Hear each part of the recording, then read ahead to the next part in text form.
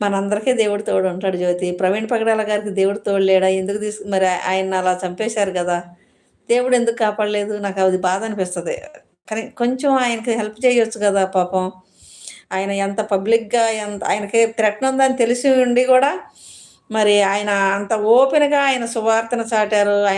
ఆయ ఆయన గురించి అంత ఫైట్ జేశారు. ఏదో ఒక్క రాయి ఏసి ఆయన కాపాడకూడదా అనిపిస్తది ఆయన విషయంలో. నాకు ప్రవీణ్ పగడాల్ గారి మరణం అప్పటినుంచే నాకు మరీ అసలు నా శరీరంలో రక్తం పొంగుతా ఉంటదనమాట.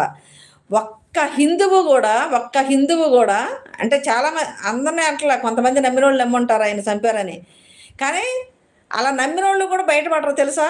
ఆయనది మర్డర్ అని అనరు. యాక్సిడెంట్ అనే అంటారు. ఆయన తాగి చచ్చిపోయాడు గదా! అంటుంటారు. అసలు ఎంత కోపమొస్తదో తెలుసా నాకు ఈళ్ళు జూసినట్టు.